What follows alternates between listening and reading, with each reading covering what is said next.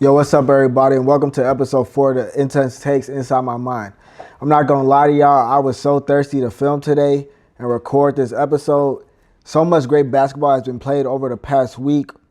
So many things I want to get into as far as things that I've seen online, reports. Bonus take segment is gonna be crazy too. I got a couple things I want to talk about in there. I'm also gonna be on vacation all of next week too, so want to get all of this stuff in before going into the break. Obviously, we got some really good Christmas games coming up next week also. I'm going to go into some college football playoff games today too. They start today. So a lot that I want to get into today. Then film breakdown also. Got some new stuff I'm adding there. So let's get right into it, man. I'm really excited about this episode. All right, so gonna get into our power rankings for this week. We got some slight movement. Obviously, we had a lot of teams come back play yesterday after NBA Cup just got done finishing up over the weekend. Then we had some really good games earlier this week. Also, we got some movement in this power ranking, so let's jump right into it. Number 1, we got OKC. Finally, somebody beat them. They went 2-1 this past week. Just had a big win over the Clippers last night. They lost to the San Antonio Spurs in the semifinal of the NBA Cup, 111-109. That was a great game. San Antonio, they got down early, big, stayed in there, made a huge run at the end of the second quarter, going into halftime, and that second half was huge. Wemby came back. Didn't start that game, but he came back 21 minutes, played a great game, 21-9, big shots on the offensive end, big blocks on the defensive end, both blocking shots and contesting shots also. But OKC, man, 25-2. What more can you say about that? They're a juggernaut, still a great team. Talking about the number 1 defensive team in the whole league, number 3 in offensive rating. They're still a great team, and it still looks like they're going to crack that 70-plus win. So shout out to OKC. Number 2, we got the Detroit Pistons. They're sitting at 21-6 right now. They went 2-1 this past week. Had a big win over the Celtics earlier in the week. Lost last night to the Dallas Mavericks in overtime. That was a great game. High-intensity game on both ends of the floor, specifically on defense. We got 2 elite coaches in J.B. Bickerstaff and Jason Kidd, who they pride themselves on being really good defensive coaches. Detroit, still high on them. Like I said, I was high on them coming into the season. They're a really good team, and something that I took note of watching that game against the Mavericks yesterday was Tobias Harris didn't finish the game. And that kind of goes back to what I was saying last week as far as being on the lookout for Jaden Ivey and Tobias Harris being included in a trade to the Dallas Mavericks for Anthony Davidson. It's kind of ironic that they were playing them yesterday, and that's where you can kind of take notice of it. But even watching Jaden Ivey play, he's a fine player, he's a good player, but the Pistons don't need him. And I see a lot of times where he's shooting open shots, he's not making them. And you got a chance to get a player like Anthony Davis, you just go ahead, you roll the dice, especially in the Eastern Conference, with it being so wide open. You roll the dice and take that chance on a player that's 33 years old, 32 years old, and is still very productive, still one of the top defenders in the league. So I feel like this team is growing on the offensive end. They're number 2 in defensive rating, so I'm still high on this team, very high on them, and Cade is also making a case for MVP. And number 3, we got the Denver Nuggets. They're at 20-6 right now. They went 3-0 this past week. Probably played one of the best games that I've seen this year on Monday against the Rockets. Probably a game that they shouldn't have won, but I digress. They're missing some key players right now. Christian Braun, Aaron Gordon, Peyton Watson actually went out within the first couple of seconds of that game. So, the Nuggets look really good. They play really good. Jamal Murray has had a very, very good past month, I would say.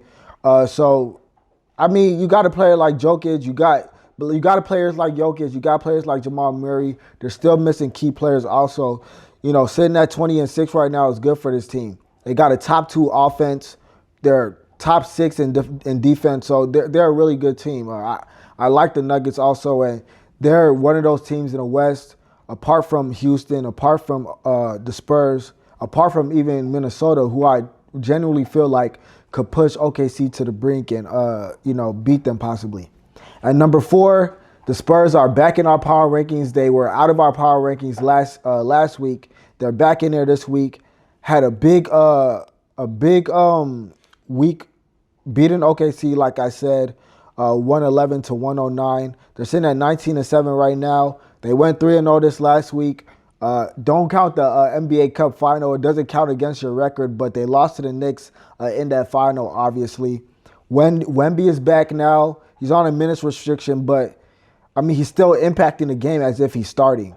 And they're playing really good basketball. And also to something I want to say about the Spurs, watching that OKC game, even watching them play last night against the Wizards, I'm looking at Dylan Harper, I'm looking at Stephon Castle, and it's only making me realize more that I truly believe that they're going to make a push for Giannis. I truly believe that when you look at Dylan Harper and look at Stephon Castle, they're giving you close to the production. They don't even have to give you the full production that De'Aaron Fox could give you. But if they give you close to that production combined, and then just with them as individual players also, you add Giannis to that equation, I mean, this team is they're legit contenders for sure.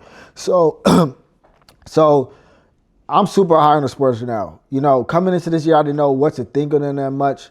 Then you watch the first game of the year against the Mavericks, and you're just like, yeah, I mean, that's usually what happens in the first week of the season. Like, you get teams that probably aren't supposed to win games that they win. But now we're a quarter way into the year, and they look awesome. They look like a really good team. So shout out to the Spurs for sure. Now we got a new team in our power rankings this week. I got the Knicks at 5. Time for me to give them some credit. Time for me to give them some props. They're sitting at 19-7 right now. They went 3-0 this past week. NBA Cup champs. Beat the Spurs, like I just said. But that team is they spread the ball around. You can see this year that they're using their bench a lot more. We got Tyler Kolek now. He's coming off the bench. He just had 16 and 11 off of the bench last night against the Pacers. So I think Mike Brown coming in, being a coach that empowers his players and all of his players also, and being able to go deeper into their bench, and something that they didn't do under Tom Thibodeau. And I'm a big fan of Tibbs. But, expanding their roster for sure, allowing other players to actually contribute, I think is playing a huge factor into why this team looks a little different this year. Now, we'll have to wait and see when we get to the playoffs, but, I mean, this team looks really good so far. OG Anunoby, always been a fan of him since he was at Indiana. I mean, you can ask anybody who knows me. I've always vouched for OG Anunoby. Always has loved his game, especially as a defender. But, I mean, he's growing as an offensive player every single year. He was huge in that NBA Cup final. He finished with 28 points.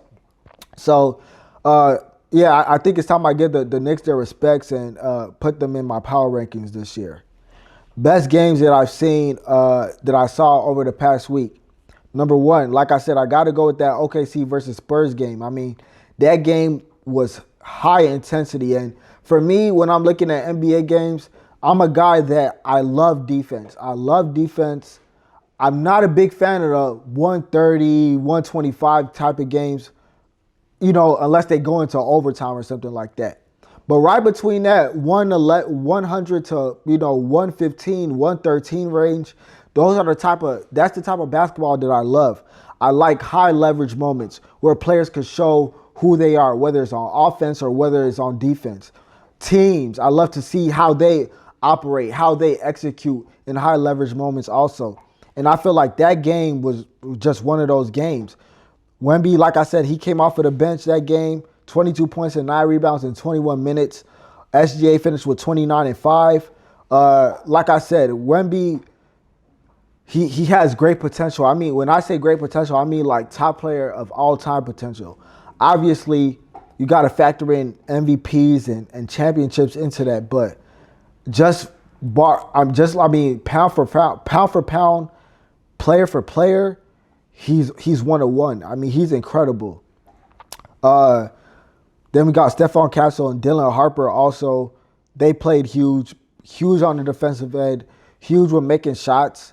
Those two guards, man, the Spurs have a bright future ahead of them. And like I said, like now, I believe they're contenders. I believe they're contenders right now. Second best game I saw this past week. I'm sure everybody was watching it. That Rockets and Nuggets game on Monday night was incredible. Incredible. Nuggets ended up pulling it out in overtime, winning 128-125. Obviously, we all know about the huge officiating mistakes that didn't go the Rockets' way. Everybody could point out whether it's a Sengun foul that wasn't called, out of bounds call. Everybody pretty much knows the foul that was called on Amen Thompson, which allowed Denver to tie the game, but also a chance to win the game after they tied it. We watched the replay many times. I mean, clear as day. Everybody saw that Tim Hardaway tripped over his foot first and then tripped over Amen's foot. But that's just what the league is right now, man. I can't even lie. The last 2 minutes of that game was insane. I mean, clutch defense, clutch shot making from Jokic, Spencer Jones, who started in place of Peyton Watson, Kevin Durant, Reed Shepherd. I mean, that was 4 straight possessions of elite shot making, huge shot making for sure. But that was a great game to watch. Jokic, of course, his typical self, finishing with 39, 10, and 15. Murray chipped in with 35 and 5. KD chipped in with 25 and 7. And Sengun chipped in with 33, 10, and 10. Like I said, Rockets probably should have won that game, and I'll talk more about them in my second segment, but that was one of the best games that was the best game that I saw also within the past week. That's my power rankings and best games this past week.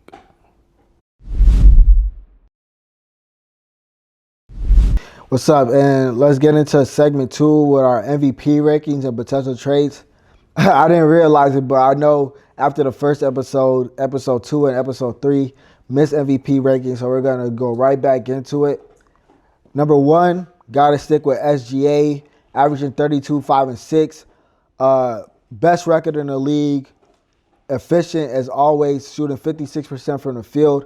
This is a stat that I saw earlier in the week, which is outrageous when you think about it, but also it shows you why OKC is as good as they are. SGA is top 6 in the league for defensive rating individually. The Thunder themselves have 6 players ranked in the top 10 in defensive rating individually for players. Like, do you know how insane that is? And it just goes to show you why they're the best defensive team in the league. I mean, the next closest team is 8 points away from them when it comes to defensive rating. So it just goes to show you not only how good that team is, but when the best player on your team is also a great defender, I mean, it puts your team in a position to win every single night. And that's why I'm so huge on players being able to play both ways. It's okay to be able to play to play offense and be an elite scorer, be an elite playmaker. But if you're not able to hold your own on the other end, it's going to be tough, I feel like, and it's going to be hard to win consistently in this league. So shout out to SGA also for being as good as a defender as he is. Number 2, I got Cade coming in at number 2 for my MVP rankings. He's sitting at 27, 6, and 9 right now, 46% shooting, averaging a block and a steal and a half per game. Like I said, when you got a player that goes both ways, plays both ways, it puts your team in a great position to win. And that's why I got Cade as sitting at number 2, apart from his team being the second best team in the entire league. Number 3 in the MVP rankings, I got Jokic. He's averaging 30, 12, and 11 right now, 61% shooting, 43% from the three-point line. I mean, just efficient. And that's the name of the game for him. He's an efficient player, great playmaker, takes great shots, He's the team. He's the reason why his team wins, and it just goes to show when Jokic is on the court, he's a +10. When he's off the court, he's a minus. I think he's a -10. So, I mean, when you got a play right there that tilts the balance so much for your team, I mean, it just goes to show you how good he is. Number 4, I got Ant Edwards sitting at my number 4 in my MVP rankings. He's averaging 29, 5, and 4 right now on 50% shooting, 42% from the three-point line. The T-Wolves have been playing really good lately. Believe they're 17 and 10 right now. Top 6 in defensive rating. Like I said, I still think they need a point guard, another scorer to add to that team, but the team is playing well overall. I know Ant has missed a couple games over the past week or so too. But I mean, he's playing great, and he's also another two-way player. You cannot go wrong with having a player like that. Then number 5, I got Luka sitting at number 5 in my MVP rankings. 35, 9, and 9 on 46% shooting. I mean, video game numbers. That's literally shit that you do in 2K. So, I mean, Luka's playing incredible right now. Lakers are playing really good basketball also. That's an elite scoring team. They score a lot of points. Now, like I said, I don't know how I'm not high on them when it gets to the playoffs, but this is a regular season award, so you got to give props where it's due. So that's my MVP ranking so far this season. Now I'm gonna jump into surprise teams, and moving forward, how we're going to do it now is I'm going to take a specific team for this segment and we're going to talk about them. This week, we're going to talk about the Rockets. Now, been watching the Rockets play all year. Like I said, I watched them play earlier this week on Monday, then watched them again last night versus the Pelicans. The Rockets are a really good team. I'm high on them, been high on them the whole year. But one thing I don't want them to do is convince themselves that the team that they have properly constructed is a team that they can win a championship with. This team needs a point guard, point blank, period. They need a point guard, and you can see it for so many reasons. And when I go to my film breakdown, I'm gonna show you guys that specific reason. But just for this segment's purposes, there are a few things that I want to just rattle off for you guys, both facts and my opinion. First thing, we're going to start with Kevin Durant, obviously. Best player on the team, but his lack of aggression at times really hurts this team. And he needs to be more aggressive. He needs to be more assertive. He's on the ball way too much. Part of that reason is because he's probably the best playmaker on this team. And teams are not going to allow him to just go crazy. I watched it last night. Going against Herb Jones, Kevin Durant, I mean, first of all, he's on fire this whole game. He started off the game 7 for 7. But that third quarter, which started the downward spiral for the Rockets, but that third quarter, he wasn't really hot. But he's had a few games this year where he's had 6+ turnovers. And that's because he has to do everything for this team. And I feel like if he had a point guard to really get this team structured and settled in key moments of the game, it's hard for him to go and score, get a basket for himself, and initiate the offense. I'm watching it yesterday, and 2 straight possessions, he's going against Herb Jones. Herb Jones, one of the best defenders in the whole league. Kevin Durant is frying him easy. 2 possessions straight. For the rest of the quarter and into overtime, the Pelicans doubled him. As soon as he crossed half court, doubled him or triple teamed him. So he's either trying to pass, he's either getting the ball out of his hands quickly, or players are just not making wide open shots. Where sometimes, like, that's just the name of the game. You're going to miss shots, you're going to make shots. But I feel like Kevin Durant having to bring up the ball, and I know everybody on the team from Kevin Durant to Amen Thompson, Reece Shepherd, Şengün, they're all having doses of where they're initiating offense, bringing up the ball, things of that nature. But man, this team needs to get a point guard. And like I said, best thing for them to do is to go ahead and get trade for Jrue Holiday, or when CJ McCollum gets bought out by the Wizards. They need to go and get him off of waivers, and they need to sign him for that vet minimum because they need a player that's going to be able to structure their offense. Right now, I feel like this team is winning purely off of talent, and they're a talented team. But if you don't have no structure, you can only go so far. And we've seen it hurt them in a lot of games. We saw it hurt them game 1 of the season against the Thunder. They played probably 80% of that game out of structure. And you can't win like that. So you got to go out and get a point guard. The other thing I'm going to say is Sengun is not the closer on this team.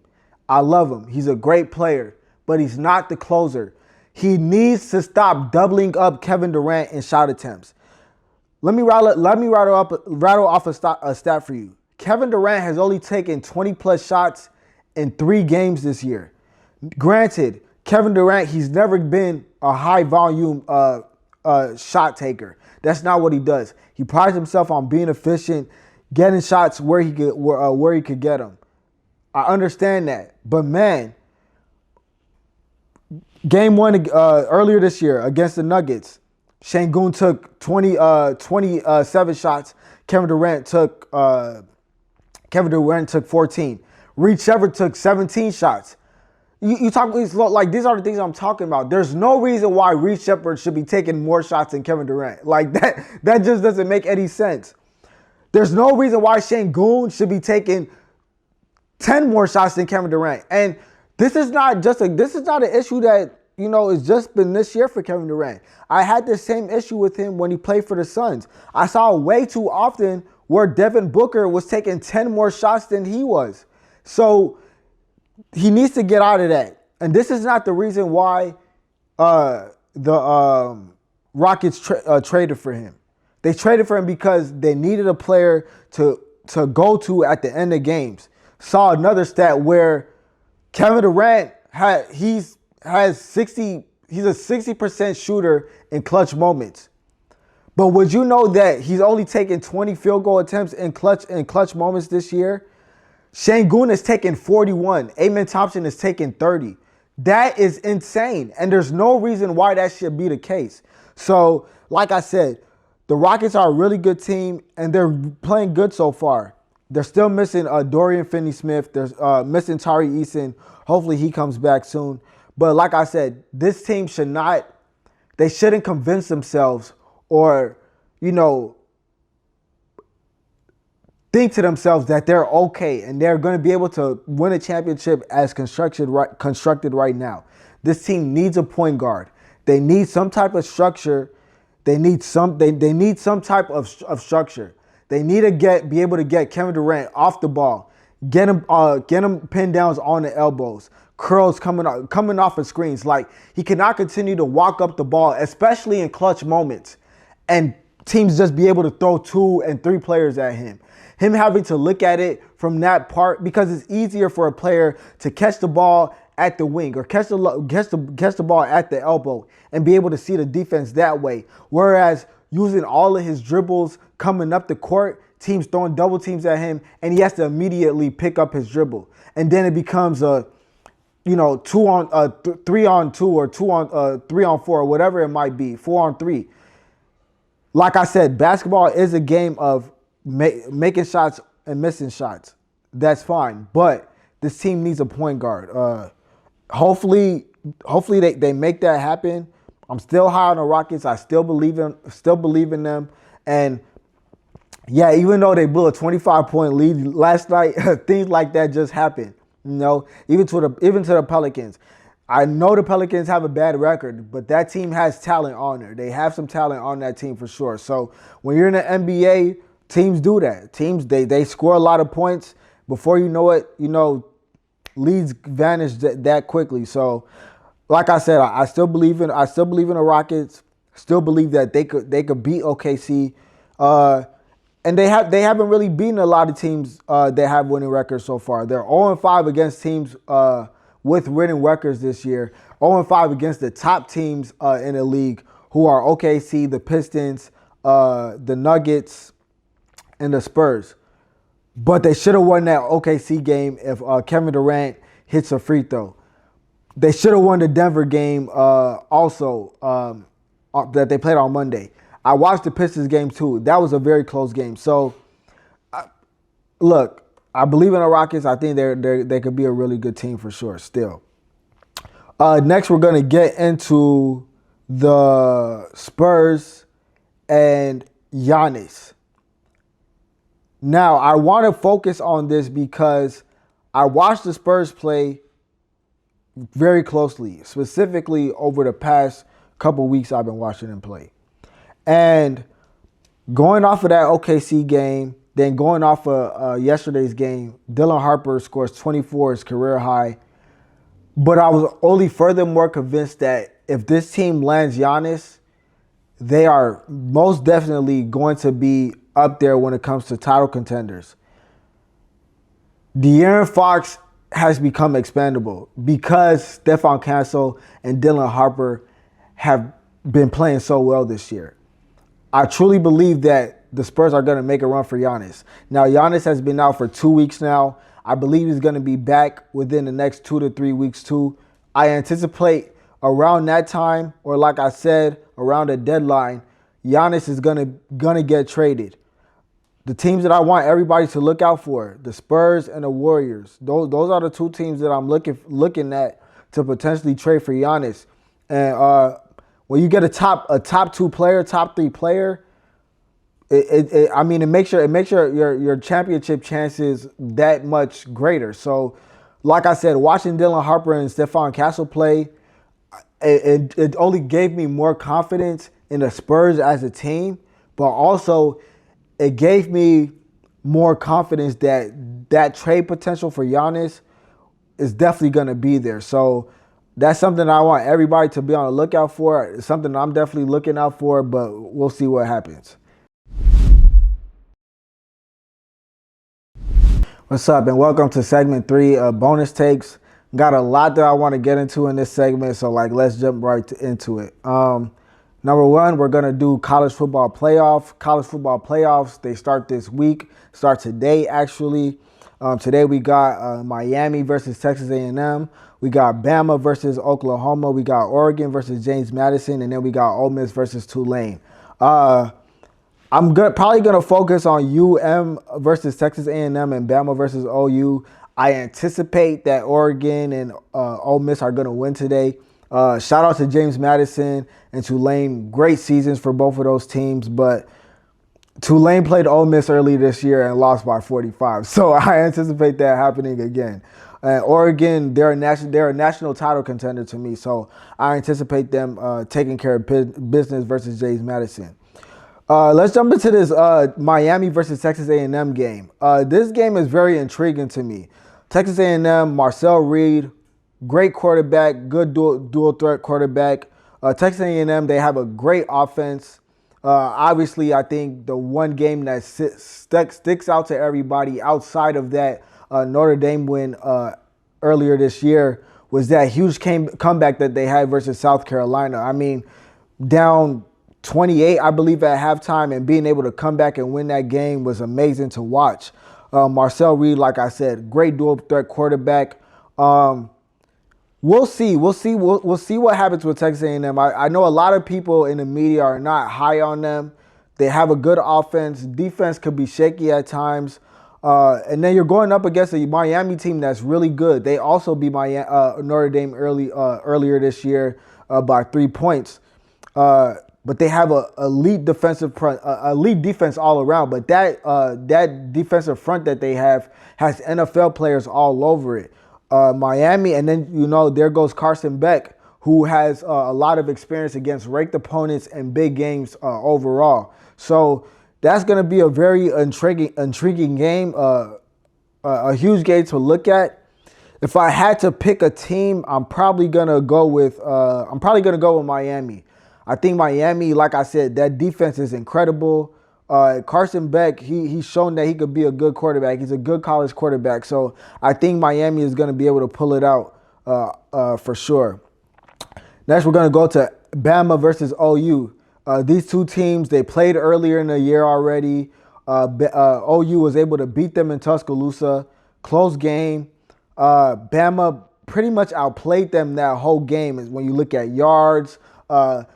plays in opponent territory, but OU held on to the ball and Bama didn't. OU was able to force 3 turnovers in that game, and ultimately that's what allowed them to win.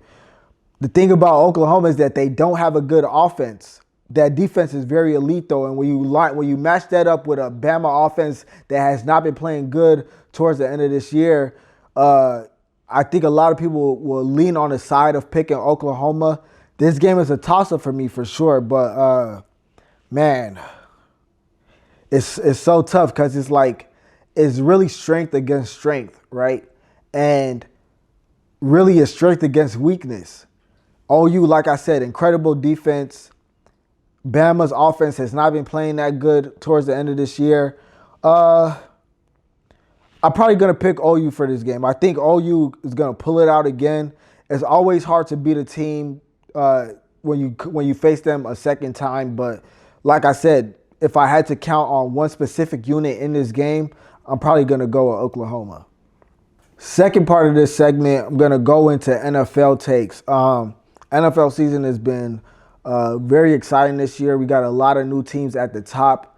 Obviously, we got the Chiefs, who are not going to be there this year in the playoffs, which is crazy when you think about it. I think even when the Chiefs were 0-2, 6-5, we all thought that they would figure out a way. But, things don't happen. And it's sports, sports, that's just how it works at times. We got the Denver Broncos, who are sitting at number 1. We got the Patriots, who are right up there. Then we got Jacksonville, who is playing really good football. Trevor Lawrence has been playing out of his mind the past few weeks. We got the Texans, who, if I'm anybody, not even just in the AFC, in the whole league, I'm scared of that team. Defensively, they are incredible. Danielle Hunter, Will Anderson, Jalen Peachtree, Darryl Stingley, Kamari Lassiter. Outside here, they have players on every level on that defense. So I'll be scared if to see Houston for sure. Then we got the Ravens. I'm still hopeful on them. I'm still hopeful on the Ravens. This is a big game coming up for them against the Patriots. They have to win out. The good thing about the Ravens is that even if the Steelers somehow find a way to win their last game, it's gonna come down to that game in Week 18, and we'll see what happens. But huge week for the Steelers, huge week for the Ravens. Ravens facing the Patriots, they're favored in that game. Steelers facing the Lions, obviously they're not favored in that game.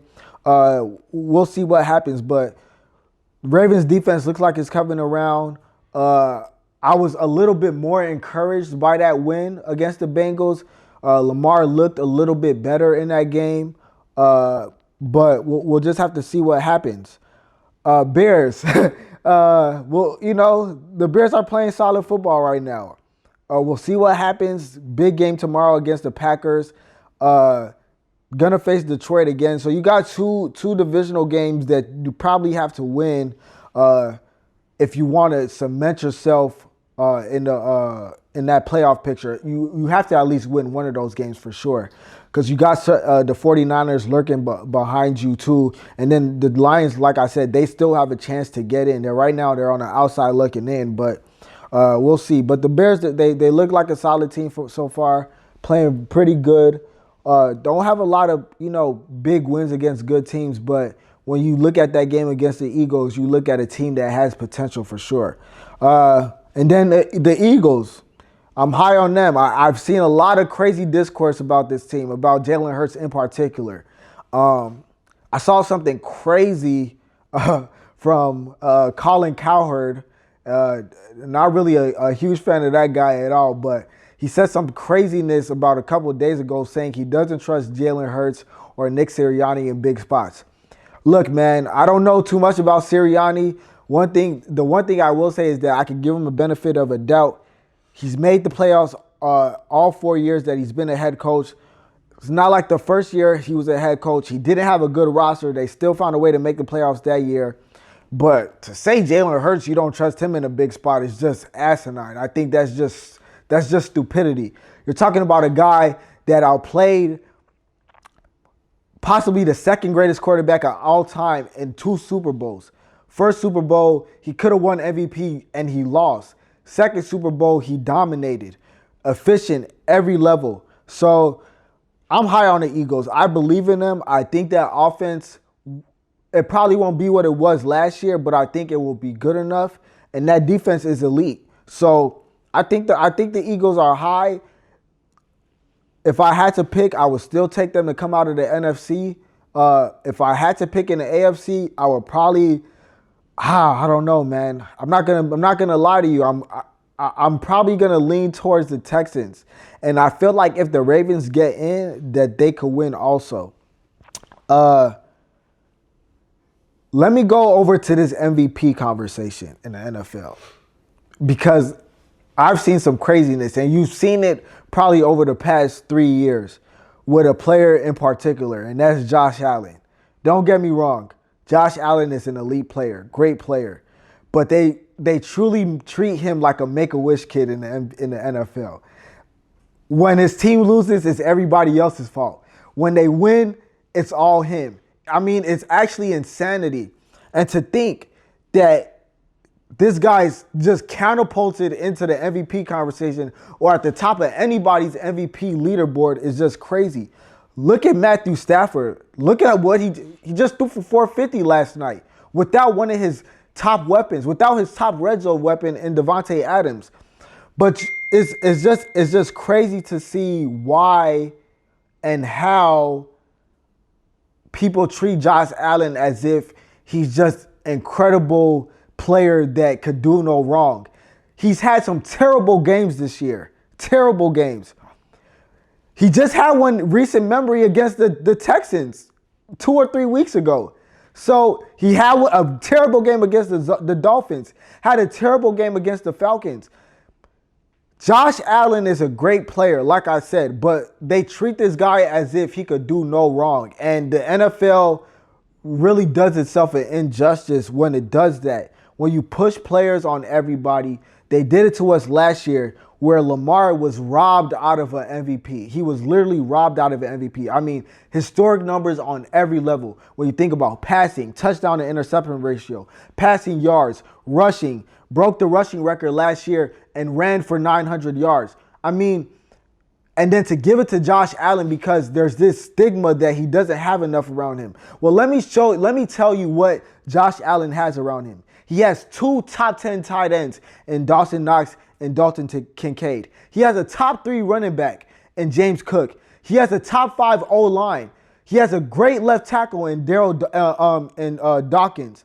I mean, what else can a player lead? What else can a player need? Yeah, he might not have the weapons on the outside as far as receivers go, but who's catching these passes that he's throwing? He's not throwing the touchdowns to himself, so he still needs some type of help. So, like I said, my MVP this year will be Stafford for sure, and it took me a while to come along to Stafford, but I would say that first year that he got to the Rams, I was like, yeah, this guy is amazing. And Stafford just continued to amaze me at the way that he plays the quarterback position. But like I said, if anybody is atop your leaderboard, it should be Stafford, without a doubt. So yeah, that's my idea on that in the NFL in general. All right, next thing I want to get into, Rich Paul. Rich Paul and Max Kellerman, they just started a podcast a couple of weeks ago, I believe. And they get into these debates, these conversations about basketball and the sports in general. I saw a clip, and this is what I want to say. Rich Paul sounds smart to stupid people. I feel like every time him and LeBron talk, they just diminish themselves when it comes to this GOAT conversation. In this specific clip, Rich Paul, they were talking about Wemby and like his potential and, you know, where he could potentially stack up against the all-time greats and if he has potential to be the greatest of all time. And they were having this conversation and, you know, obviously when you have these conversations, it always comes back to Michael Jordan versus LeBron James. And Rich Paul made this analogy, and I wondered to himself if he thought it made sense or if he thought, you know what, people, it might sound smart to certain people. But the analogy was, if you have a trophy case, if he has a shelf of trophies, he doesn't bring a trophy down or whatever. And like, there's a stack of trophies and players that are on, same tiers or on the same level or whatnot. He's like, you never bring a trophy down. And you know what, Rich Paul, you don't. But anybody who has played competitive sports, anybody who is good at competitive sports, and I was, both in basketball and football, I have a lot of trophies that I grew up and I got. One specific trophy that I had that I hold very dearly to my heart, and is one of my greatest accomplishments as a young person playing sports, was a Walter Payton trophy. And basically this trophy was for the top football player in the city of Chicago based on the Park District. And I won this trophy. And when I tell you that this trophy was at the top of my shelf of trophies that I had, it wasn't about bringing trophies down. You don't bring players down, but there's always going to be a player that stands above all. So when it comes to that trophy analogy, there's always a trophy that means more to you than all the other trophies that you get. You're not going to tell me that a Walter Payton trophy means the same as a participation trophy. You don't put those trophies on the same shelf. You just don't do that. So, like I said, this whole GOAT conversation, to me, I never saw Michael Jordan play, but I think he's the GOAT. Just based off of clips that I've seen, videos that I've watched, old games that I've watched. And this has come from somebody that LeBron used to be my favorite player. I mean, you could ask my brother. I literally used to come home every day after school and sit at the computer on YouTube all day and just watch LeBron highlights. That's it. But I think Jordan is the GOAT. But I just feel like between LeBron doing things for, attention, to Rich Paul always talking, I just feel like they diminish his stake, or diminish his conversation in that. Just stop talking about it. It's fine. People feel like LeBron's a GOAT. People feel like MJ is a GOAT. But to me, it's if you're trying to prove something, you don't truly believe it yourself. And I just feel like that's how those two operate. All right. Last segment of this segment, or last take of this segment. I'm pretty sure everybody has seen the whole Chris Paul and Clippers fiasco. And every other day or every week, Ramona Shelburne is dropping more and more details as far as the dysfunction and kind of the fallout between Chris Paul and the Clippers organization. And I saw a few things over the weekend that it was just crazy to me, but it also made me understand why the Clippers are the franchise that they are, and why they cater to the players that they cater to.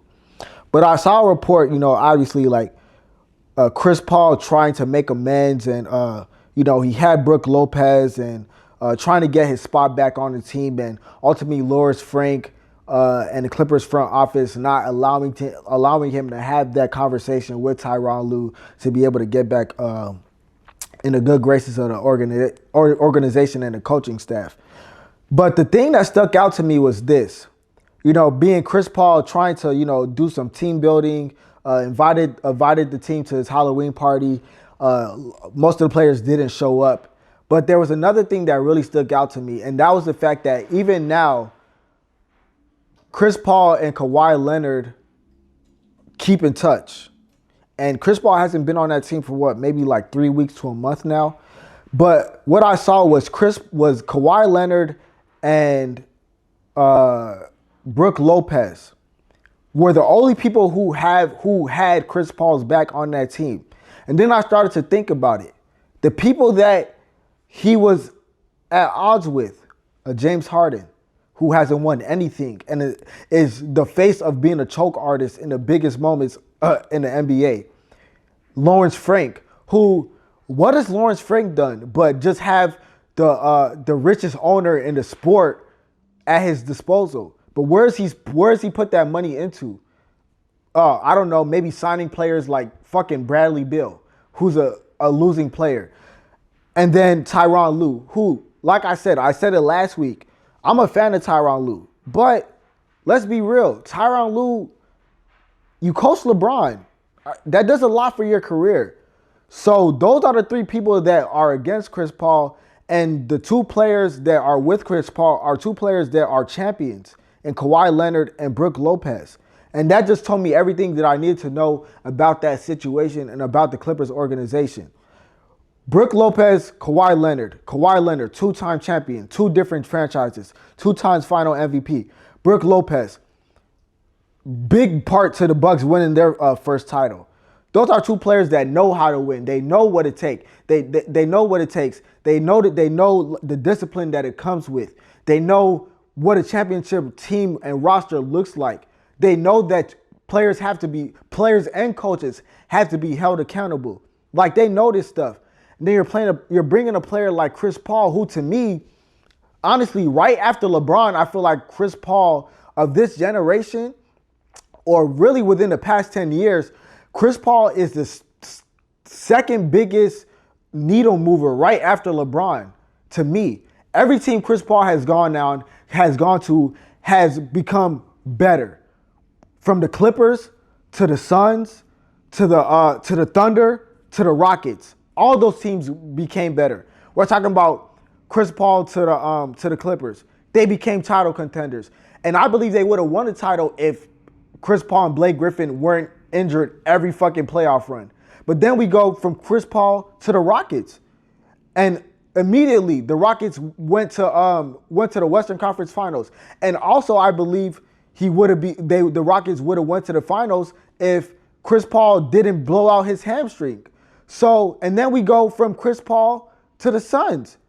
First year, Suns go to the finals. So we're talking about somebody who knows what it takes to win. Like, he knows what it takes to win. He has the ability, the attributes. Like, he is a winner, a winning player.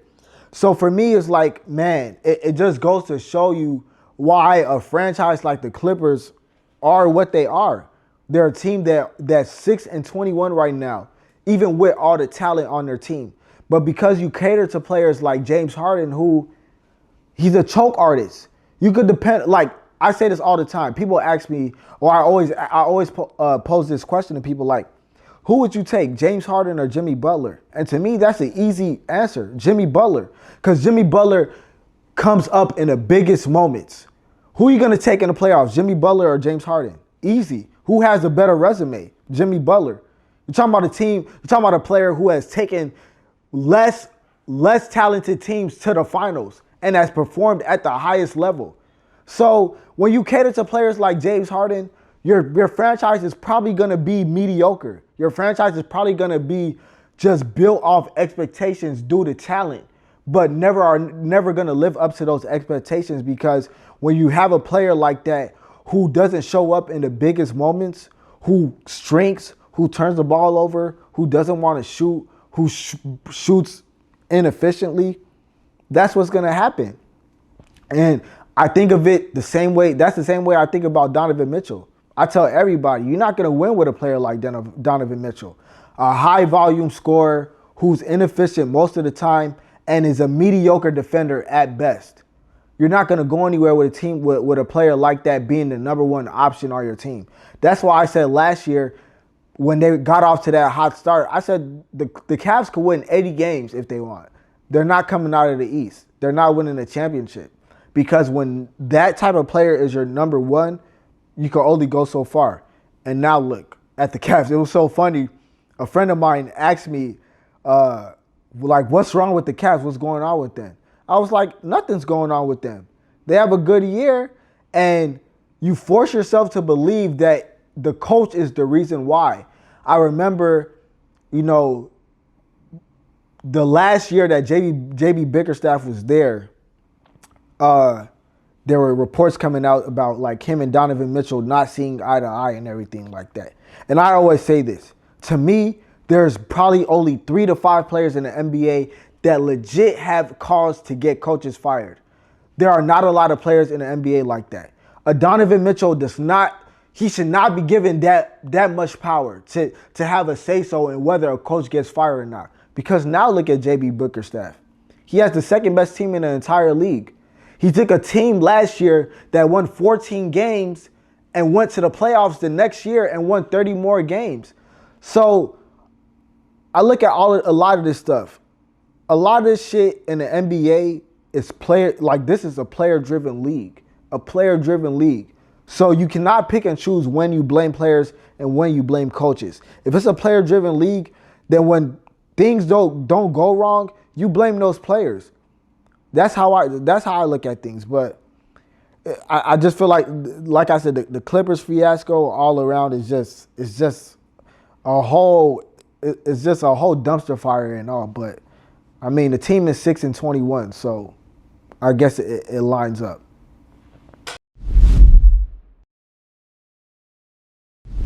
Hey, what's up? And welcome to Film Breakdown Inside My Mind. So I know prior to my prior episodes, we looked at a lot of offensive schemes, sets, and things of that nature. Today, I wanted us to look at individual players and what makes these players so great. When it comes to playmaking, shot-making ability, pacing themselves, all those three components, what makes an elite scorer an elite scorer, especially when it comes to high-leverage moments. Today, the player that I want us to look at is Cade Cunningham. If you know me, then you know I've been a big fan of Cade ever since he was in high school. Followed him all throughout Oklahoma State. And then being in the NBA, I've been like one of his bigger supporters also. Cade is a big guard, but he has a really nice pace to himself. He doesn't allow the defense to ever speed him up, and he's really good about getting to his spots too. And in this game right here specifically, I want us to highlight a possession where he shows all three of those things. So let's jump right into the film here. So right now we're in the fourth quarter against the game of the Celtics. We're going to have game get it at the top. It's going to go into 1-2. So what I want us to look at is this. Let's go back here and let's start it over. And Cade catches the ball at the top of the key. And he's going to survey the field. He's going to survey the court, actually. And he's going to see. He has Derek White right on him. And Derek White is one of the best defenders in the NBA.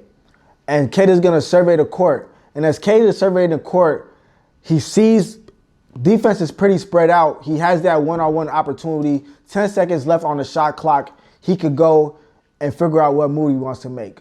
So let's go right into it. He's going to go 1-2 dribbles. 1-2. So as you see that 1-2 right there, Derek White bites on that right hand. As soon as that ball goes from left to right between the legs, Derek White bites. At this point, he's at Cade's disadvantage. Cade now has the advantage because he could now either go downhill all the way to the basket, he could step back, which is one of Cade's favorite moves in the mid-range, or he could go into this next move that we're going to see here. So let me play it again. Cade goes on to a half dribble spin move, nails the shot. So let's go right back again and just show you. I'm going to show you it in full motion. 1-2, 1-2 between the legs, get there, right spin. So that one right spin, as Derek White is coming down to recover, he's already on Cade's hip. When he's on Cade's hip, now Cade knows that. He could go into that left dribble spin to the right. And it's a half spin. So even when he spins back, Derek White will still be in front of him. But as you can see, Derek White cannot recover on the step back at this point. He can't recover on the step back. So we're going to play it all the way through here. 1-2, 2 dribbles, 1-2 left to right between the legs. Half dribble, spin, step back. Right now, breaks it down. We're talking about a shot that was taken high leverage moment. We're talking about a 3-point game, fourth quarter, 10 seconds left on the shot clock, and with just pace, using his body, elite ball handling, and just elite shot making ability. Those are all the components of an elite scorer, and Cade was able to demonstrate that on this play. Hey, what's up, and welcome to the second part of this film breakdown. This time we're going to look at defense. Going to look at Detroit Pistons, like I said earlier in this episode. They're number 2 in the NBA in defensive rating. Great defensive team. And I think this specific possession shows why they're so good on defense. When we're talking about discipline all the way around, staying on your feet when it comes to closeout, when it comes to closing out on the ball, talking, recovering, elite recovery, getting in help correctly, closing out without fouling.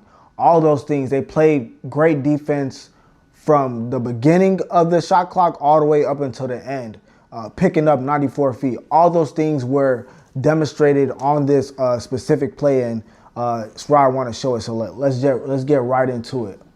I'm going to start it here. We got Ron Holland, and he's picking up full court. We got some switches here. We got some recovery. So this is what I want you to see. Let's start it all over. And I want you to keep an eye on a couple of things. So Ron Holland is picking up 94 feet, and easily he falls. This could end the whole defensive possession. But I want you to see how they switch, how they talk, and the recovery on each player, by each player. So we're gonna play it here. So Ron Holland falls. We see Caris LeVert, and he comes and recovers. He helps and replaces right there. And we got Gay, who goes down and he's cut into the rim. But look at the hustle from Isaiah Stewart, who switched onto Wallace, and he's running down from the three-point line to be able to recover here. And then we got Jaden Ivey, who's also looking to come recover to help. So let's play it. And they're right there. They're good. Ron Holland, he comes back, gets on the floor, recovers out to the corner on Luke Kennard. Now we got Caris LeVert, same thing, closing out. Everybody's closing out. So what became a 5-on-4 so early on in the shot clock, now is back to 5-on-5. Now we got people moving their feet. We got more recoveries right here by Ron Holland. Great recovery. We got help. We got enough. Now we look at this. We have 3 players closing out. Then we got Jaden Ivey rushing to the ball, quick save, and look at that. Like, this is just elite defense all around. Elite defense, like I said, from recovery, closing out, talking, just all around, helping each other. And this is what a great defensive team does. This is why the Pistons are ranked number 2 in defensive rating in the whole league, because they have multiple possessions like this throughout games. And let's just go back and play it again. And you can see, look at their bench. You're going to see also as the video goes along just how into it their bench becomes. Like, they feed off of stuff like this. Great defense and watching their guys hustle. So let's play it from the beginning. So like I said, we got Ron Holland again picking up 94 feet. And like I said, this possession could have went haywire because he fell, but he did it. Caris LeVert shoots out. We got help right there. Ron Holland right there. One more. So now it's 5-on-5. Everybody's closing out. And look at that Pistons bench. Everybody rises up. We got 3 players contesting the shot. And then it ends with elite hustle to the ball. Jaden Ivey hustling to the ball. And what could have been not their ball makes it their ball. So, like, this is just elite defense all around. Love this possession from the Pistons, and it's why they ended up winning this game going away. Hey, what's up, and welcome to the third section of this segment. Today we're going to look at the Houston Rockets versus the Pelicans and just look at a set that they ran. What I loved about this set was, I said earlier in this episode about, the Rockets need a point guard and Kevin Durant being sped up a little bit too much sometimes. This was one possession where he didn't allow the defense to speed him up. He didn't allow like that trap and that blitz to speed him up. He made the correct pass, which led to an easy basket and an and one for Steven Adams. So let's jump right into it. We got the Rockets. They come up. Set is starting.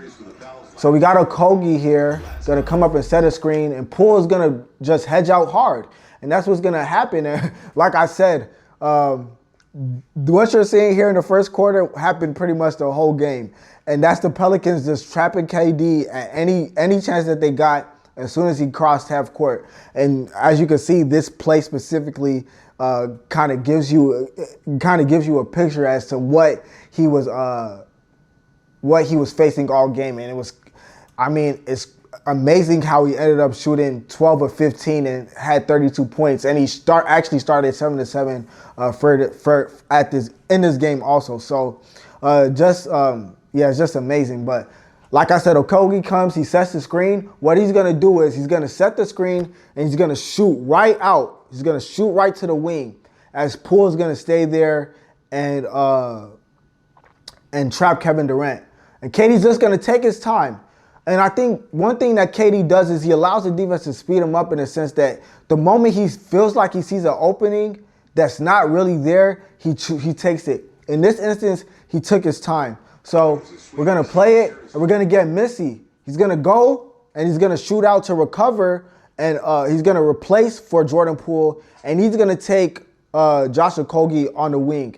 And when Steven Adams feels that, he's going to go shoot right to the basket. He's going to just slip right to the basket as he does that.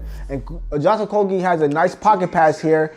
Real simple, and that's an and one for Steven Adams. So it's a real simple play, but it's good envisioning of just not being sped up. As Okogie gets it, flashes, slip by Steven Adams, and then it's an and one layup. So I really love this play. I really, really enjoyed it. Like I said, from Kevin Durant not being sped up, Okogie finding the quick opening on the wing, and then Steven Adams feeling Missy on his back, going to replace for Jordan Poole, and then slipping right away. Nice pass from Okogie, nice pocket pass from Okogie, and then nice finish from Steven Adams. Hey, what's up, and welcome to our final section in this segment. Like I said, I want to show you what makes an elite scorer, and it doesn't get any more elite than Kevin Durant. Like I said, I always look at how players perform in high leverage moments, whether it's on the defensive end or the offensive end, and Kevin Durant is one of those clutch players that you want on your team for sure. He's going to get his shot no matter what. If he's playing one-on-one against anybody, you could almost book it 90% of the time he's going to get a great shot, even if it is against a great defender like Herb Jones. So watching this game yesterday, I was amazed at this. Him being able to do this at 37 with a player that is known for pressuring players and playing up, and to be able to have the handle to get that opening, find that opening, and then go into a shot fake and nail the shot was incredible to me. So let's jump right into the film. I'm gonna play it. So we got Kevin Durant right on the right ring. He's going to a between and then an Ivo. Then he's gonna shot fake and a jump and with me, this play wasn't so much, it was the pace. So we're gonna go into a double crossover here, another crossover. So when we get to this spot right here, I want you to see his feet. I want you to look at that right leg as he goes up for that shot fake.